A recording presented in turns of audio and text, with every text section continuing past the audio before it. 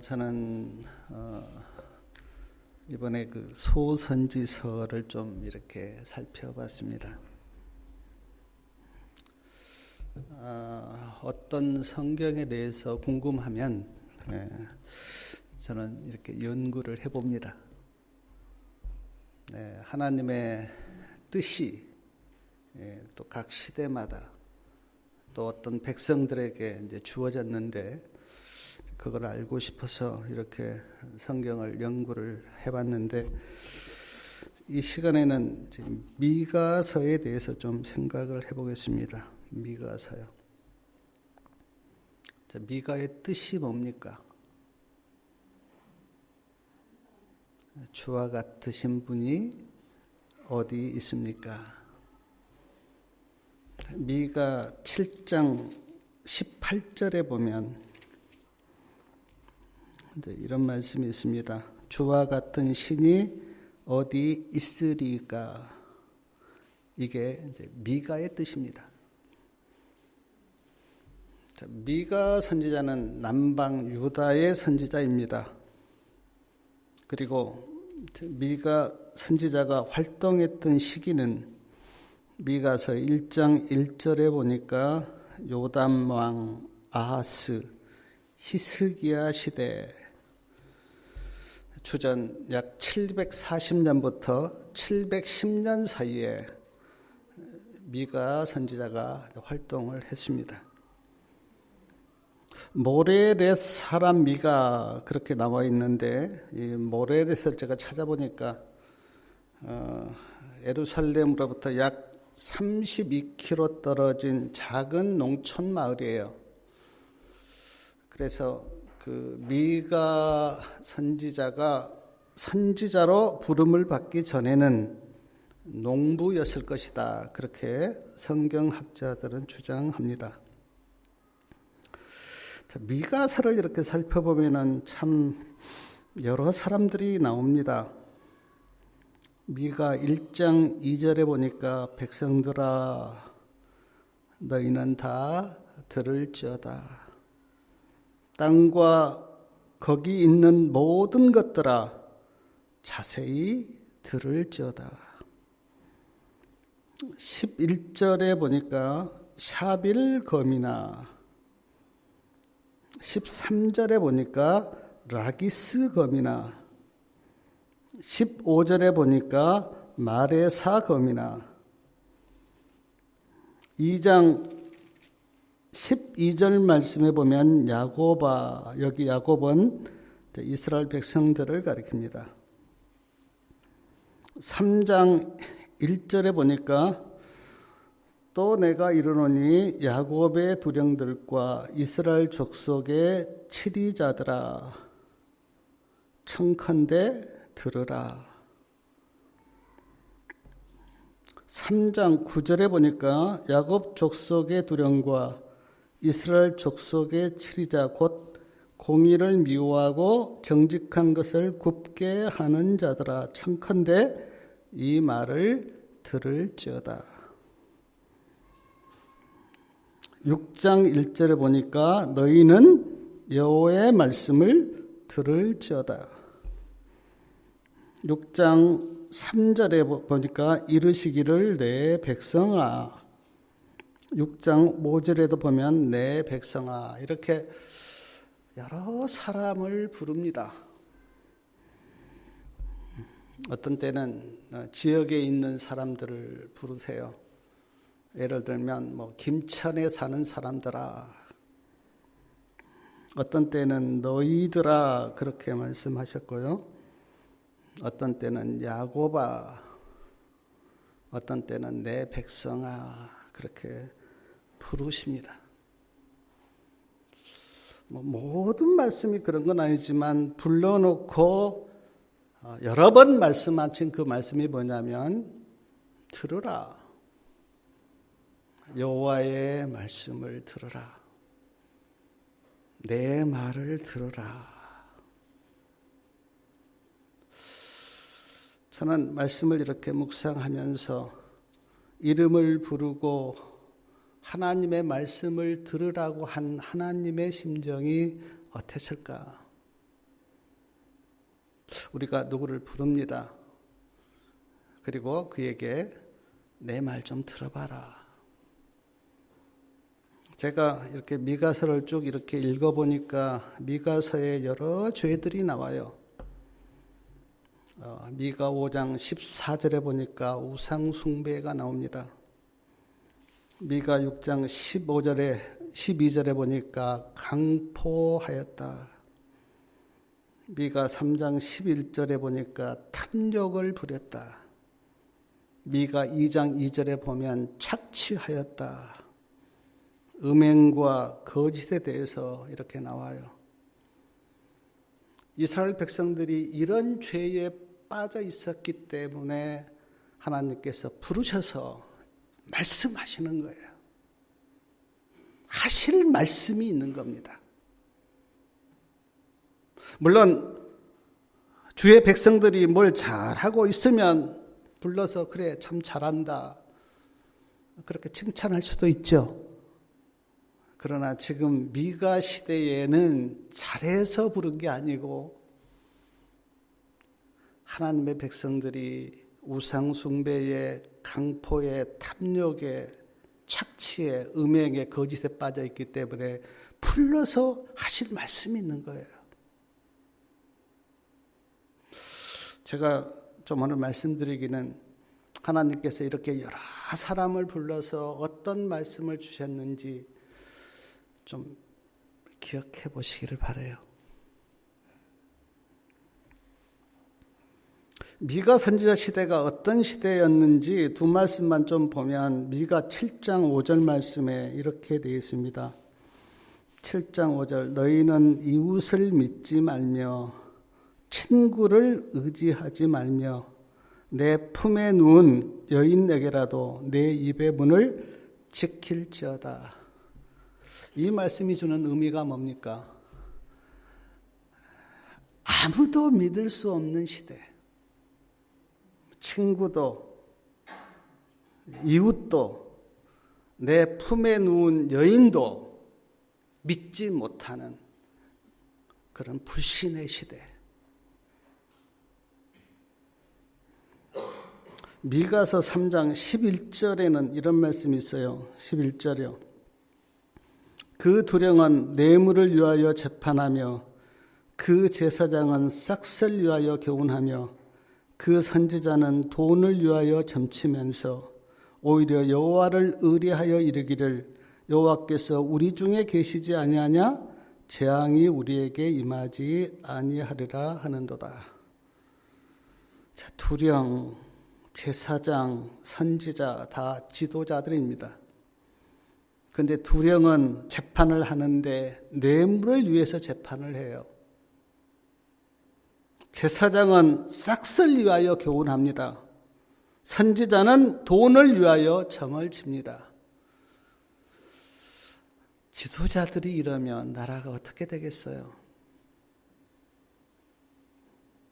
제사장, 선지자, 두령 다 백성들을 다스리는 사람들인데 오직 마음이 재물이나 돈에 있는데 그러면 백성들은 어떻게 되겠습니까? 그러면서도 뭐라고 이야기한다고 합니까? 하나님이 우리 중에 계시니까 재앙이 우리에게 임하지 아니할 거다. 얼마나 백성들을 속이는 거짓말입니까? 그러니까 백성들을 이렇게 살살 달래면서 마음은 오직 돈에 있는 거죠. 어떻게 내가 백성들의 돈을 좀 착취할까? 미가 선지자 시대가 이런 시대였어요. 하나님의 심판이 임할 수밖에 없는 이런 시대에 하나님께서는 미가 선지자를 통해서 어떤 기별을 주셨을까? 제가 이 미가서를 이렇게 묵상하면서 아마 지금 시대적으로 보면 오늘 우리 시대와 비슷한데 오늘 우리에게 주신 하나님의 메시지는 뭘까? 그렇게 생각을 해봤습니다. 자, 첫 번째 하나님께서 미가 선지자를 통해서 주신 메시지가 뭐냐면 미가 5장 2절인데, 자, 미가 5장 2절 말씀 다 같이 한번 읽어보겠습니다. 베들레헴의 에브라다야, 너는 유다 족속 중에 작을지라도 이스라엘을 다스릴 자가 내게서 내게로 나올 것이라. 그는 근본은 상고의 태초이니라. 이런 백성들에게 주신 하나님의 첫 번째 기별은 메시아가 오신다는 거예요. 구주가 오실 거다. 어디요? 베들레헴에 구주가 오실 거다. 타락해 있는 백성들의 마음을 누구에게 돌이키냐면 예수님께. 그래, 지금 재물과 세상에 빠져 있는데 메시아가 오니까 너희들의 마음을 메시아로 돌이키라고. 지금 미가 선지자는 예수님이 오시기 전 700년 전이에요. 700년 전에 하나님께서 미가 선지자를 통해서 주신 메시지가 뭐냐면 구주가 오신다고 하는 거예요. 구주가 오신다. 그러므로 정신 차리라고. 마음을 세상에 빼앗기지 말라고. 소망 없이 살지 말고 구주가 오시는 그 소망 가운데 마음을 잡으라고.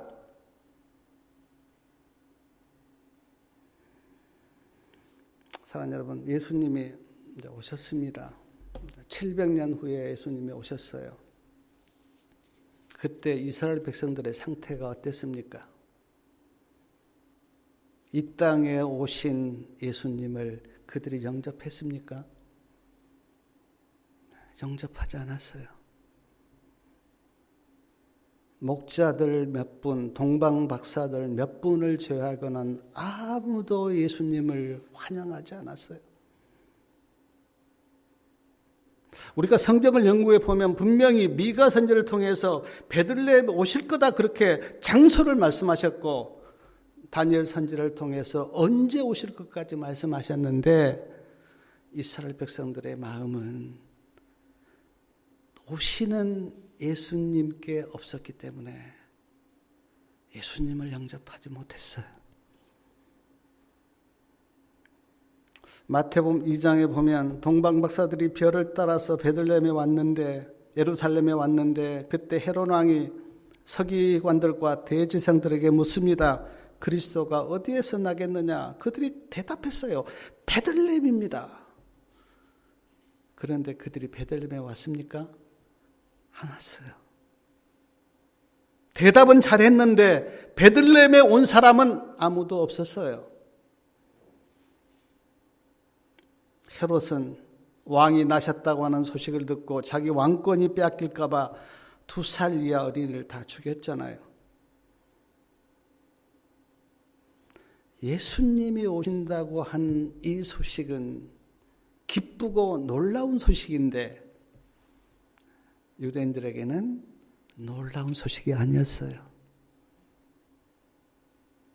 예수님을 핍박하고 죽이는 하늘의 죄를 짓는 일이 그들에게 일어난 거죠. 사랑하는 여러분, 우리가 다 지금 다시 오시는 예수님을 기다리고 있습니다. 사랑하는 여러분, 정말 마음을 다하여 예수님을 기다리십니까? 그래, 나는 다시 오시는 그 예수님을 만나야 되겠다고 하는 그 온 마음이 거기에 있고 그렇게 사십니까? 얼마나 다시 오시는 그 예수님을 만날 준비가 되어 있습니까?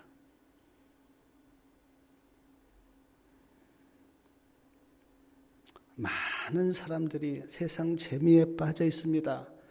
그리스도인들도 예외가 아니에요.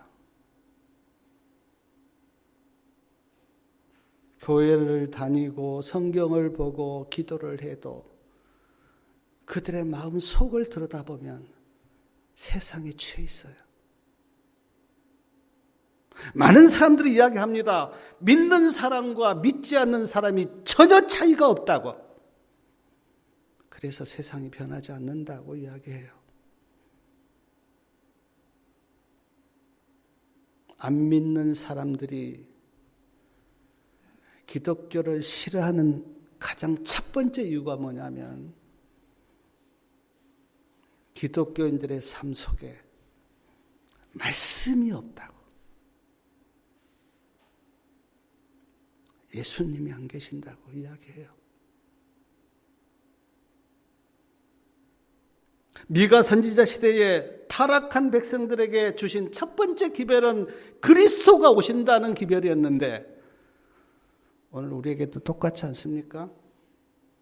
예수님이 오신다고. 그런데 우리의 삶은 어떻습니까? 우리는 역사를 볼 때 몇 번 예수님이 오신다고 하는 소식이 있었죠. 1844년에도 있었고 그 뒤로 또 몇 번 있었습니다. 제가 보니까 지금은 예수님이 오신다고 하는 이야기를 해도 잘 안 믿어요. 몇 번 속았기 때문에. 그러나 어쩌면 지금 오늘 이때야말로 우리가 온 정신을 차리고 다시 오시는 예수님을 맞을 준비를 해야 될 때가 아닌가. 우리 성도님들의 삶은 어떻습니까? 구별돼야 된다고 이야기합니다. 그리고 그 구별된다고 하는 그 말이 거룩이라고 하는 말을 우리는 성경에서 배웠어요. 근데 우리가 거룩하게 구별되었습니까?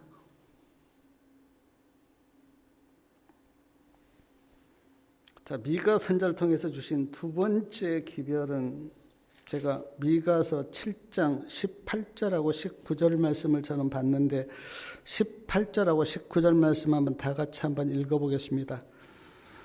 주와 같은 신이 어디 있으리까? 주께서는 죄악을 사유하시며 다 함께 읽겠습니다. 그 기업에 남은 자의 허물을 넘기시며 인애를 기뻐하심으로 노를 항상 품지 아니하시나이다. 다시 우리를 긍휼히 여기소서. 우리의 죄악을 발로 밟으시고 우리의 모든 죄를 깊은 바다에 던지시리이다. 자, 미가 선지자는 하나님이 누구신가? 우리의 죄를 사하시는 분이다. 그렇게 말씀합니다. 우리의 죄를 사하신다고 하는 그 의미를 이렇게 표현하셨어요.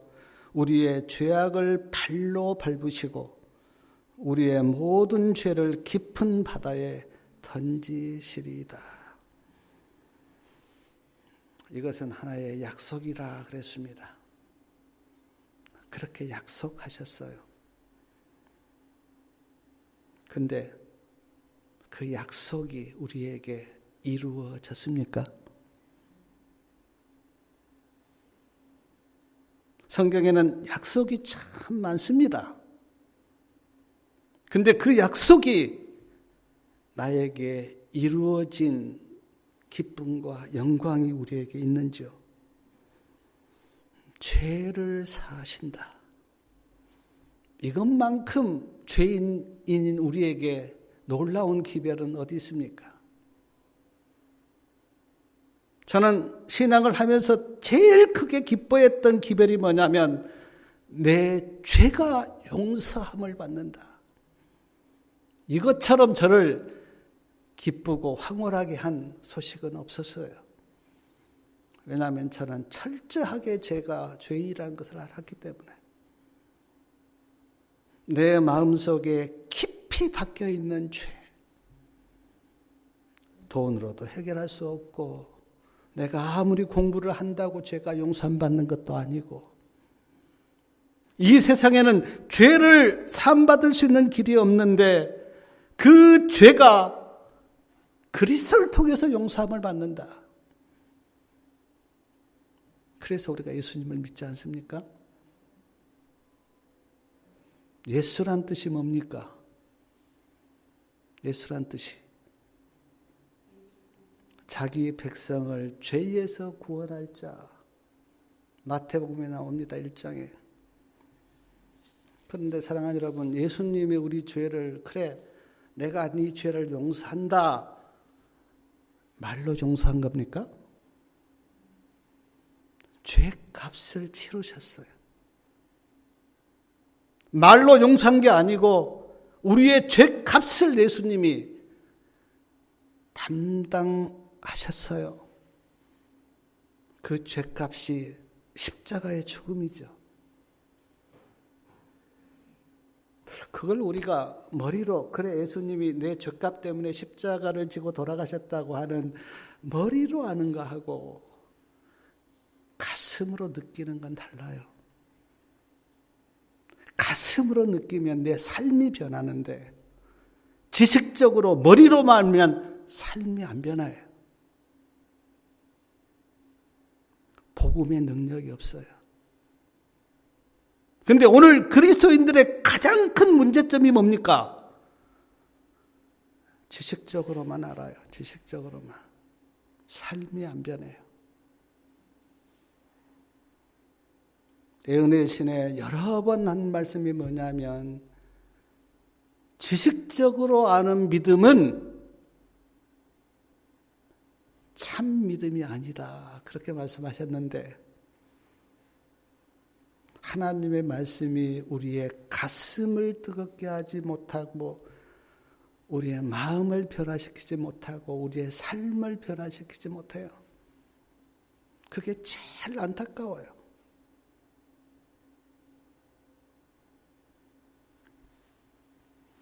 사랑하는 여러분, 예수님이 내 죄값을 지셨다고 하는 이 놀라운 십자가의 복음을 가슴으로 느끼기를 바랍니다. 그것이 복음의 능력이에요. 저는 증언에서 십자가를 지신 그리스도가 우리의 교리이고 그것이 우리가 전해야 될 복음이라고. 그것 빠지면 다른 건 다 의미가 없어요. 그리스도 빠진 교리. 저는 14만 4천인을 전한 사람들이 많습니다. 그래 14만 4천인에 들어가야 돼. 우리 입에 거짓이 없어야 돼. 그리스도 없이 그게 이루어집니까? 제가 신앙을 해보니까 예수님 없이는 그런 것 아무것도 안 돼요.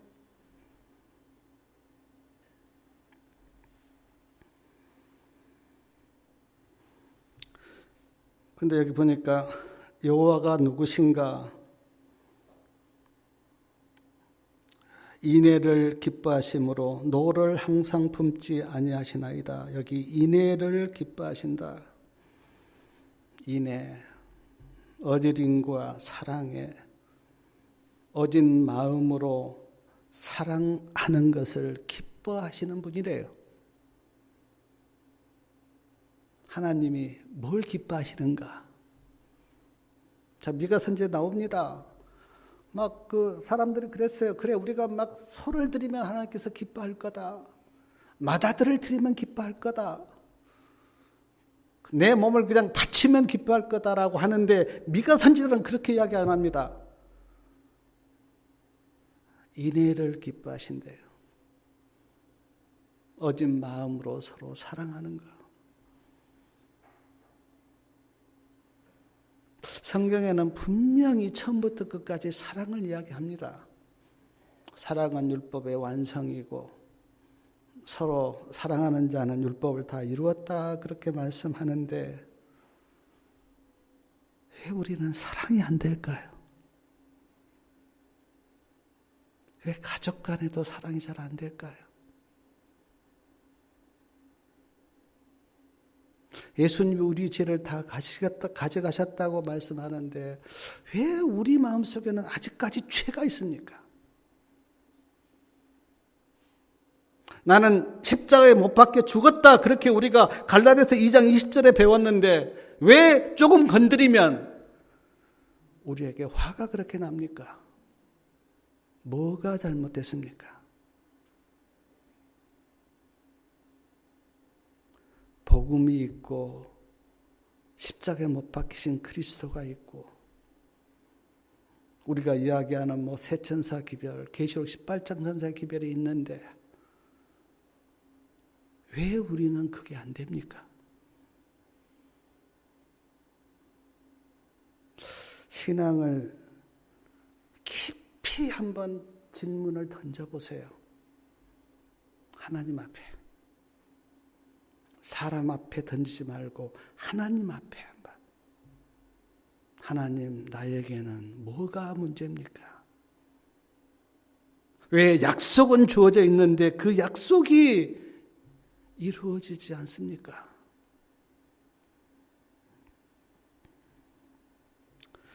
제가 조금 전에 하나님이 기뻐하신 것에 대해서 말씀을 드렸는데 우리 너무나 잘 아시는 말씀인데 미가서 6장 6절부터 8절에 있는 말씀 한번 우리가 다 같이 내 자신에게 한번 이 말씀을 좀 던져보겠습니다.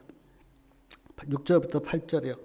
내가 무엇을 가지고 여호와 앞에 나아가며 높으신 하나님께 경배할까? 내가 번제물 1년 된 송아지를 가지고 그 앞에 나아갈까? 여호와께서 천천의 수양이나 만만의 강수 같은 기름을 기뻐하실까? 내 허물을 위하여 내 맏아들을 내 영혼의 죄를 위하여 내 몸의 열매를 드릴까? 사람아, 주께서 선한 것이 무엇임을 내게 보이셨나니 여호와께서 너에게 구하시는 것이 오직 공의를 행하며 인자를 사랑하며 겸손히 내 하나님과 함께 행하는 것이 아니냐. 미가 선지를 통해서 말씀하십니다. 하나님이 우리에게 원하시는 것이 송아지 드리고 맏아들 드리고 그게 아니라 공의를 행하는 것이다. 공의는 거룩하게 사는 것을 이야기하죠. 거룩하게 살려면 우리가 내 심령 속에 예수님이 계셔야 합니다. 예수님이 안 계시면 절대로 거룩하게 못 살아요. 아무리 수양을 하고 기도를 하고 해도 내 심령 속에 예수님의 임재가 없으면 거룩하게 못 살아요. 그러므로 우리 성도님들이 매 시간 확인해야 될 게 있습니다. 내 속에는 예수님이 계시는가? 그것 확인하셔야 돼요. 그것. 인자를 사랑하며 그랬습니다. 인자. 성경에는 인자를 예수님을 가리키기도 하죠. 그러나 우리도 이제 인자입니다. 사랑하라. 하나님, 우리에게는 사랑이 없습니다. 그런데 성경에는 대답을 주셨어요. 어떻게 사랑할 수 있는가? 성령이 너희 마음속에 사랑을 부어주겠다고. 로마서 몇 장입니까? 로마서 6장인가요? 5장인가 잘 모르겠는데, 자, 로마서에 그렇게 약속이 되어 있습니다. 로마서 5장 5절이네요. 5절. 소망이 부끄럽지 아니함은 우리에게 주신 성령으로 말미암아 하나님의 사랑이 우리 마음에 부음받았다. 하나님의 사랑이 성령을 통해서 우리 마음에 부어질 때 사랑이 가능하다고 그렇게 말합니다. 사랑하는 우리 성도님 여러분, 우리 성도님들의 마음속에는 하나님의 사랑이 부어지고 있습니까? 은혜가 부어지는 그 은혜 속에 하나님의 사랑이 부어져서 내가 전에는 사랑이 안 됐는데 이제는 사랑이 된다고. 내가 전에는 어떤 사람을 사랑할 수 없었는데 지금은 사랑하게 됐다고 그렇게 간증할 수가 있습니까? 그것이 주님께 영광을 돌리는 길이에요. 그것이요. 주님이 언제 가장 기뻐하실까? 내가 전에는 사랑할 수 없었는데 복음을 믿고 예수님을 만나고 내가 사랑할 수 있었다고 하는 그 간증을 예수님께서 가장 기뻐 받으세요. 그게 없다면 우리 신앙 다 껍데기 아닙니까? 그냥 껍데기 아니에요? 라오디게 상태에서 형식적으로 하나님을 믿는 그런 거 아닙니까? 김 목사님 그 설교 제목 보니까 뭐 우리가 마지막 가주가 될 뭐 하나 그렇게 내가 할 거 보니까 돼 있던데 그거 없으면 다 그냥 우리 껍데기 아니에요? 껍데기? 겸손히 내 하나님과 함께 행하는 것이다. 그렇게 미가 선지자는 말씀합니다. 겸손히 하나님과 동행하는 것. 우리는 이게 본질이고 이게 진짜로 그 알맹이인데 겸손히 하나님과 동행하는 이것이 그리스도인의 본질인데 우리는 이걸 자꾸 놓쳐요. 그리고 막 뭘 하려고 달려들어요. 그런데 진짜 믿음의 의는 겸손히 하나님과 동행하는 가운데 하나님의 그 일을 이루어가는 게 그게 진짜예요. 하나님과 동행 없이 막 내가 발버둥 치고 그러다가 막 안 되면 또 막 짜증내고 또 안 되면 막 이렇게 침체돼 있다가 낙심하다가 또 다시 막 또 일어나서 그거는 신앙의 본질이 아닙니다. 그거는 세상 사람도 다 그렇게 할 수 있어요. 열성 있는 사람은. 신앙의 본질은 겸손하게 하나님과 동행하는 것. 그것만큼 사람에게 축복되고 기쁜 일은 없어요.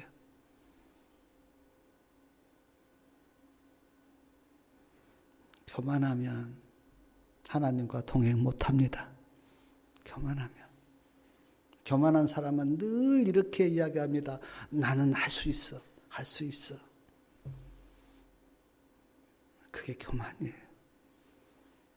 겸손하면 하나님, 나는 부족합니다. 나에게는 예수님이 필요합니다. 주님 나와 동행하여 주시옵소서. 마치 포도나무에 가지가 붙어 있듯이 포도나무와 가지 비유를 들면서 예수님께서 가장 강조하신 말씀이 내 안에 거하라고. 내 안에 거하라고. 주님 안에 거하면 주님이 이루십니다. 그런데 우리는 늘 자기가 뭘 하려고 몸부림을 치죠.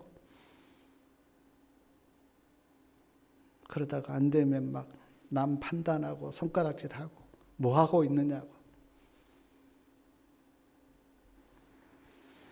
사랑하는 여러분, 겸손하게 주님과 동행하는 축복된 삶을 사시기 바랍니다.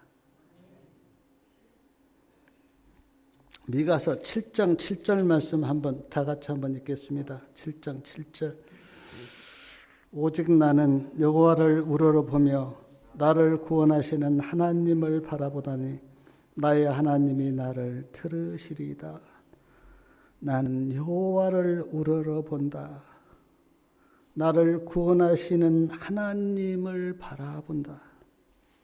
나의 하나님이 나를 들으신다. 나는 하나님을 바라보고 하나님은 내 소리를 들으시고.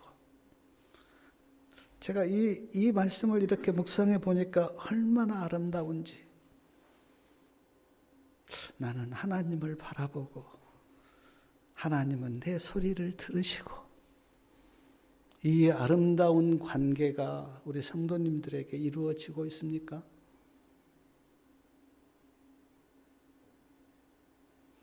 우리가 아무리 낙심하다가도 하나님을 바라보면 거기에 소망이 생겨요. 구원이 거기에서 와요. 하나님을 바라보면. 미가서 7장 8절 거기 이제 우리가 7절을 읽었는데 8절에 보니까 나의 대적이여 나로 인하여 기뻐하지 말지어다. 나는 엎드러질지라도 일어날 것이요 어두운 데 앉을지라도 여호와께서 나의 빛이 되실 것이미로다. 하나님을 바라본 자는 엎드러져도 일어나요. 엎드러져도. 물론 우리가 육신이 연약해서 엎드러질 수가 있어요. 의인은 7번 넘어진다 그랬잖아요. 그래도 하나님을 바라본 자는 일어나요. 그리고 이렇게 고백합니다. 하나님이 나의 빛이십니다. 어두운 가운데 있지만 이 세상이 어둠이에요. 그러나 이 세상 가운데 있지만 그러나 하나님을 바라본 자는 어두운 가운데서도 빛을 발견하고 그 빛 가운데 있는 거예요. 이 사람들이 오늘 우리예요. 얼마나 놀라운 축복입니까? 이 영광과 이 기쁨을 우리 성도님들 맛보셨습니까? 자, 그 9절 말씀도 같이 한번 읽겠습니다. 7장 9절이요. 내가 여호와께 범죄하였으니 주께서 나를 위하여 심판하사 신원하시기까지는 그의 노를 당하려니와 주께서 나를 인도하사 광명에 이르게 하시리니 내가 그의 의를 보리로다. 내가 그의 의를 보겠다. 저는 이 말씀을 이렇게 묵상하고 하면서 막 마음에 막 벅찬 거예요. 내가 주의 의를 보겠다. 제가 성경을 연구하면서 제게 가장 감명 있게 다가왔던 한 단어가 뭐냐면 의예요. 의. 근데 그 의가 누구 안에 있는가? 예수님 안에. 유대인들은 몰랐어요. 예수님 안에 의가 있다고 하는 것을 못 봤어요. 근데 누가 봤는가? 사도 바울은 봤어요. 그래서 사도 바울이 놀랍게 복음을 전합니다. 우리가 원하는 그 의가 예수님 안에 있다고 복음을 전하는데 느끼지를 못해요. 못 봤으니까. 예수님 안에 의가 있음을 본 자는요, 그 기쁨과 감격은 주체할 수가 없어요. 그것을 보시기 바랍니다. 예수님 안에 하나님의 의가 있다고 하는 것을 보셔야 돼요. 그러면 복음을 만나요.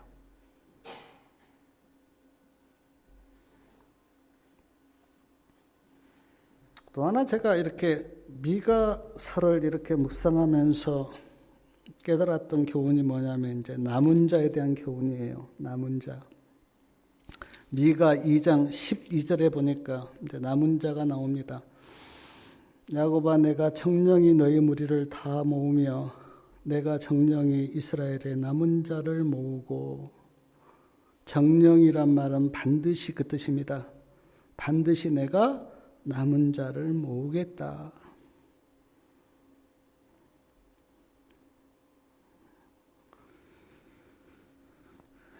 미가서 5장 3절에도 3절 끝에도 보면 남은 자에 대해 나옵니다. 남은 자가 이스라엘 자손에게로 돌아오리니.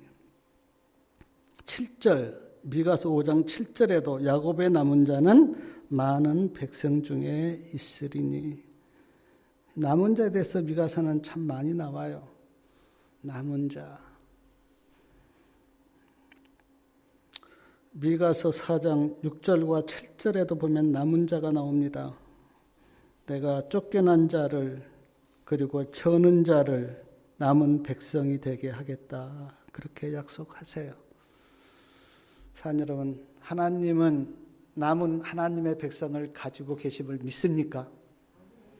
그리고 우리가 각 시대마다 노아 때도 남은 백성이 있었고, 소돔과 고모라 때도 남은 백성이 있었고, 엘리야 때도 남은 백성이 있었고, 예수님 시대도 남은 백성이 있었고, 오늘 우리도 남은 백성이 있습니다. 우리는 너무나 많이 들었죠. 하나님의 계명과 예수 믿음을 지키는 자.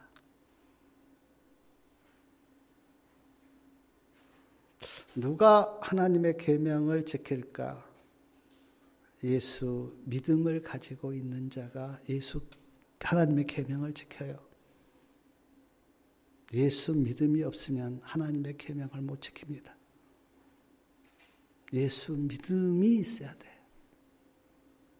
근데 그 예수 믿음은 두 가지라 그랬습니다. 예수님이 가지고 계셨던 믿음과 예수님을 믿는 믿음, 이 두 가지가 예수 믿음이라고 그랬어요. 우리 성도님들, 예수 믿음을 가지고 계십니까? 그러므로 끝까지 주님 안에 남아있고 진리 안에 남아있기를 바랍니다. 찬미 170장에 보면 나의 참된 친구 되신 구주 예수라는 우리 찬미가 있습니다. 이 찬미를 작사 작곡한 찰스 프레디 와이드 목사님, 예수님이 너무 좋아서요, 여기저기 다니면서 말씀을 전했어요. 이분이 찬양도 불렀습니다. 근데 부인은 이 목사님이 복음 전하는 걸 싫어했어요. 부인은. 그러니까 이제 갈등 가운데 있다가 어느 날 부인이 딸을 데리고 집을 나가버렸습니다. 말씀을 전해서 이렇게 돌아와서 보니까 집이 집에 아무 사람이 없는 거예요. 텅 비어 있는 집이에요. 모르겠어요. 제가 그런 경험이 없어서 이 심정에 대해서 제가 100% 이해를 못 하겠는데, 복음 전하고 들어왔는데 부인도 나가버리고 딸도 없고 그러면 마음이 어떻겠어요? 그때 예수님께서 아주 조용하게 들려오는 말씀이 뭐냐면, 내가 너의 친구가 되어줄게. 내가 너와 함께 할게. 그때 감동을 받아서 적었던 시가 나의 참된 친구 되신 구주 예수라는 찬미 가사인데, 제가 한번 조용히 읽어드릴게요. 나의 참된 친구 되신 구주 예수, 너는 그의 사랑 알고 있느냐? 그가 나를 바른 길로 이끄시네. 다른 친구 할 수 없었던 그 일. 주님 외에 다른 친구 없네. 주와 같은 친구 또 없네. 나를 죄악에서 구원하셨으니 그의 사랑 크셔라. 내가 나의 주를 처음 배울 때는 나의 마음엔 죄가 가득하였네. 사랑으로 나를 품에 안으셔서 옳은 길을 내게 가르치셨네. 주님 외에 다른 친구 없네. 주와 같은 친구 또 없네. 나를 죄악에서 구원하셨으니 그의 사랑 크셔라. 매일매일 나의 마음이 새로움은 주가 나를 사랑함을 알밀세. 죽을 나를 구속하신 참된 친구, 그와 만날 기쁜 날을 그리네. 주님 외에 다른 친구 없네. 주와 같은 친구 또 없네. 나를 죄악에서 구원하셨으니 그의 사랑 크셔라. 저는 특별히 나를 죄악에서 구원하신 그 사랑 크셔라. 나는 이 말씀이요, 내 마음에 감동을 줬어요. 나를 죄악에서 구원하신 주님, 그 사랑이 얼마나 큰가. 미가 선지자 시대, 제가 아주 타락한 시대였다 그렇게 말씀드렸습니다. 우상 숭배, 탐욕, 간음, 포악. 그런데 그 백성들을 하나님께서 버리지 않으시고 그들에게 그리스도가 오신다고, 하나님이 여러분의 죄를 사하시는 분이라고, 하나님께서 원하시는 것은 이렇게 제물 드리고 그런 게 아니라 공의를 행하며 인자를 사랑하며 겸손히 하나님과 함께 행하는 것이라고, 하나님께서 남은 자를 두셨다고 그런 메시지를 주셨어요. 오늘 우리에게 필요한 말씀 아닐까요? 어떻게 보면 우리가 다 지금 지쳐 있습니다. 예수님은 언제 오실까?